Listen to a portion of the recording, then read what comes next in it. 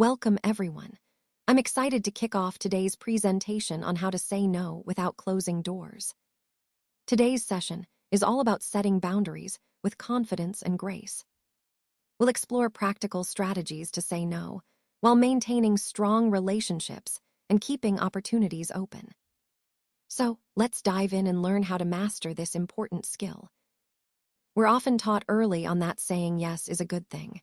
It's seen as agreeable, cooperative, and likable. When we say yes, we open doors, whether it's opportunities, connections, or approval from others. Saying yes can help us keep the peace and avoid conflict. But here's the thing. What happens when saying yes starts to cost us too much? When every extra promise feels like we're withdrawing from our own energy and resources. It's like we're giving away pieces of ourselves to maintain that sense of agreement. And sometimes we say yes just to avoid the discomfort of saying no. We want to keep things smooth, even if it's at our own expense. That's where the quiet erosion begins. Slowly, almost unnoticed, our boundaries weaken and our energy gets drained. This slide really highlights that while saying yes has its benefits, overdoing it can lead to a silent toll on ourselves, which ties into our overall theme of understanding healthy boundaries and self-care. Every time we say yes when we really mean no, it's like we're betraying ourselves in a way, because that untrue yes is really a disguised no. We often equate saying no with rejection, but that's not the full story. A well-spoken no isn't about refusing, it's about staying aligned with our values and priorities. When we say no clearly, it helps protect our time, our energy, and what truly matters to us. That way, the yesies we do give are meaningful and genuine. Saying no isn't selfish. It's an act of honesty with ourselves. And when we communicate it with clarity and compassion, it doesn't shut doors behind us. Instead, it opens better, more fitting opportunities. So remember, a thoughtful no is a powerful tool for staying true to ourselves and setting the stage for better yesies in the future. So why is it so hard for many of us to say no?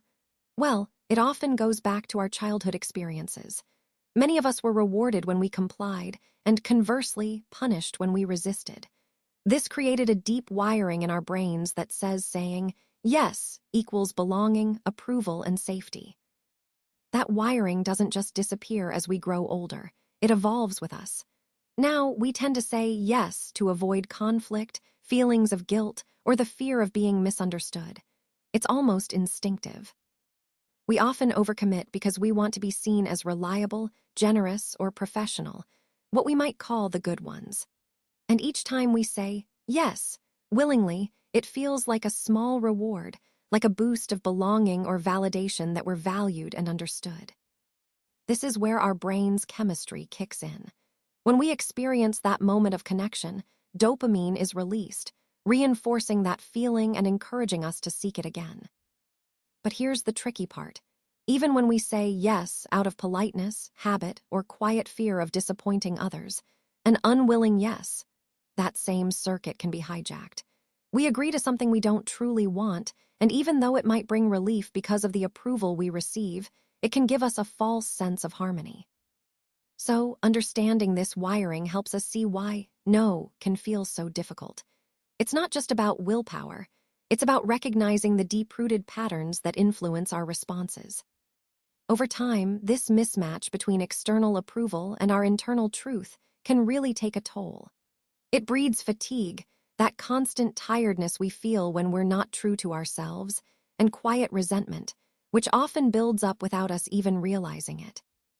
We often start to confuse peacekeeping, trying to keep everyone happy with genuine peace itself. But these are different. Peacekeeping is about saying yes habitually, even when it's not authentic, just to avoid conflict or disapproval.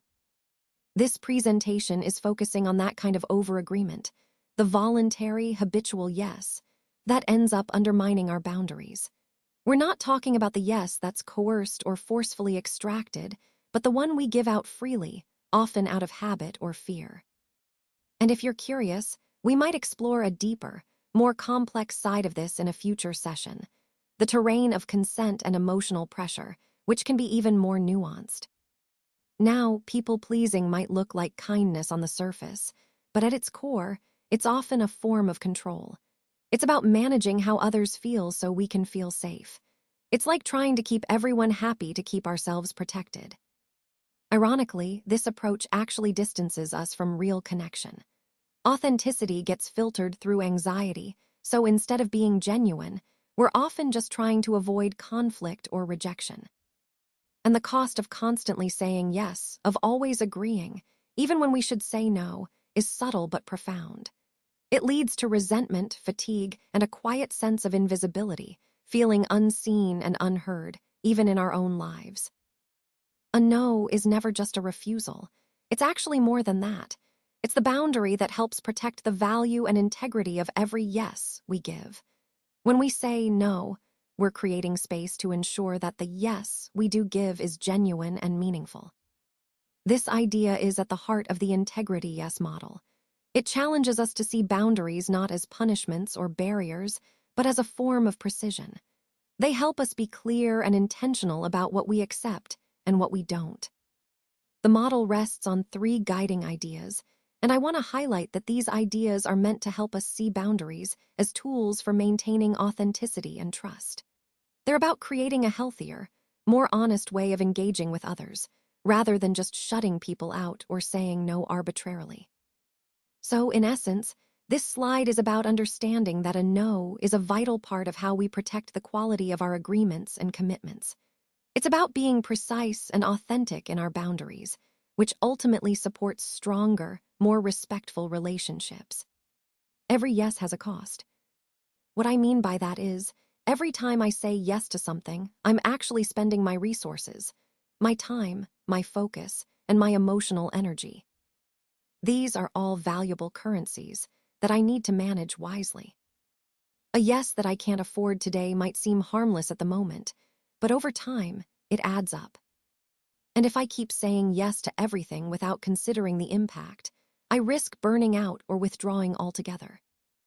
Eventually, that yes I thought was a good idea might turn into a no, because I've reached my limit. So, it's important to recognize that every commitment has a ripple effect. It's about being intentional with what I say yes to, knowing that it's not just a momentary decision, but one that influences my overall well-being. This ties right back into the overall theme of managing boundaries and prioritizing what truly matters. Because when I choose wisely, I preserve my energy for the things that really count. A clear no actually strengthens the future yesies.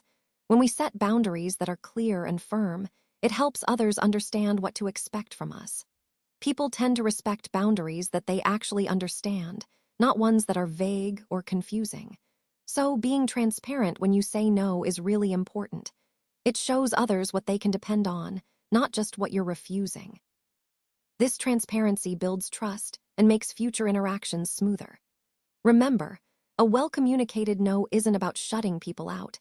It's about establishing healthy boundaries that support stronger, more positive connections down the line. This idea ties into the overall theme of effective communication and relationship management, where honesty and clarity pave the way for better collaboration and understanding. The purpose of saying no isn't about pushing people away or creating distance. Instead, it's about protecting the clarity we need to stay true to ourselves. When we set boundaries, we're not building walls that isolate us. Rather, we're creating bridges that foster understanding and respect. This slide really highlights that boundaries are tools for connection, not barriers for separation. Remember, healthy boundaries help us meet others authentically because they allow us to be clear about what we need and what we can give. So, think of boundaries as bridges, ways to connect more genuinely, rather than walls that keep us apart. This ties into the overall theme of authentic communication and maintaining healthy relationships. Now, let's take a look at some practical strategies that can really help us decline requests or boundaries without disconnecting from others. These practices are essential because they allow us to stay true to our needs while maintaining healthy relationships. The key here is to communicate clearly and respectfully, so the other person understands our reasons without feeling rejected or dismissed.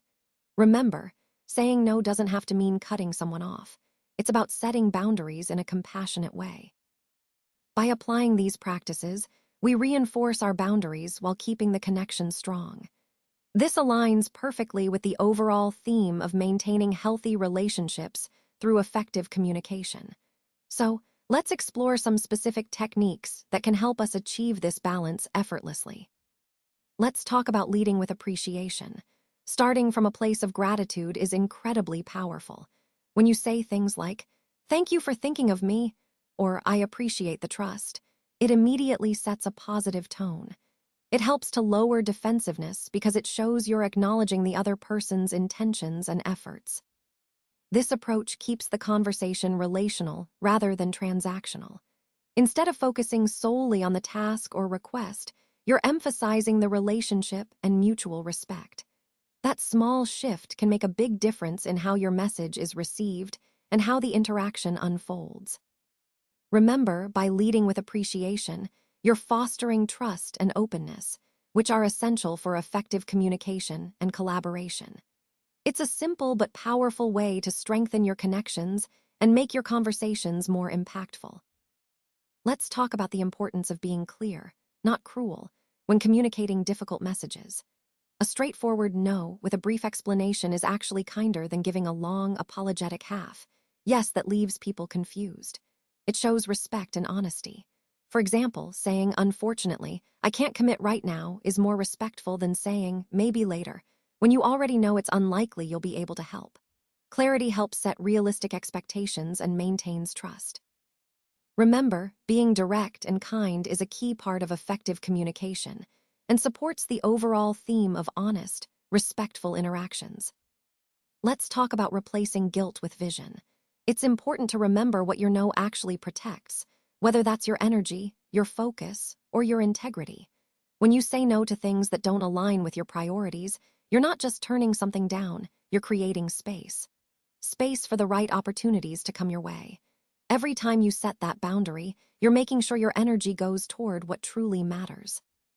So, rather than feeling guilty, shift your perspective to see your no as a powerful way to stay aligned with your vision. This is how you build momentum and attract what's truly right for you. All right, now let's talk about the yes filter. Before I say yes to anything, I pause for a moment. I ask myself, does this decision or opportunity align with my purpose? Does it fit within my bandwidth, meaning, can I realistically take it on without stretching myself too thin? And finally, does it contribute to my peace, my sense of calm and balance? If at least two of those three answers are no, then I know the right choice is to say no. This simple filter helps me stay aligned with what truly matters and prevents me from overcommitting. It's a powerful tool to make more intentional decisions, especially when the options are tempting but might not serve my overall well-being or goals. Remember, it's about protecting your energy and focus so you can stay on the path that's right for you. Now, let's talk about leaving the door ajar. This means you can decline something now without completely shutting down future opportunities. It's about saying, "Not this time, but let's revisit later," or "I can't do this right now, but here's what I can offer instead." This approach shows respect for both your boundaries and the other person's needs. A thoughtful no like this often becomes the foundation of long-term respect.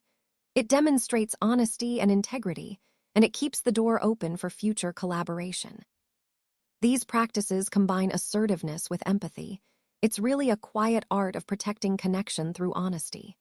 By being clear yet compassionate, you can maintain trust and respect, even when you have to say no. This is an essential part of healthy communication and aligns perfectly with the overall theme of balancing honesty with relationship preservation. Boundaries are really how respect takes shape in our daily lives. They show others how to meet us and also how we promise to meet the world. When we say no, it's important to remember that it doesn't end opportunities. Instead, it helps refine them. Saying no actually filters out the noise, allowing true meaning and connection to breathe. And just as we learn to voice our no, we also need to learn how to hear others' no without judgment. Their no isn't rejection, it's a way of defining themselves. Respecting their limits, giving others the dignity of their boundaries, builds relationships based on honesty rather than obligation. When we respect boundaries, both ours and theirs, our connections deepen. They don't diminish, they become more genuine. Because at the end of the day, a world without boundaries isn't really generous, it's chaotic. But a world where boundaries are spoken kindly and lived clearly creates space for everyone to grow. That's the power of boundaries. They foster respect, clarity, and real connection. Thanks for watching, everyone. I really appreciate your time and attention. If you found this presentation valuable, please like and share it with others who might benefit. Don't forget to subscribe for more content like this, and I'd love to hear your thoughts, so leave a comment below. Remember, How to New is all about inner athletics. It's not about competing against others, but about striving for excellence within ourselves. It's about pushing our own boundaries, improving our mindset, and developing resilience. This inner work is what truly leads to growth and fulfillment. So, as we wrap up, keep in mind that the real competition is with your own limitations, and the goal is continuous self-improvement. Thank you again for being part of this journey. Stay committed to your inner athletics, and I look forward to connecting with you again soon.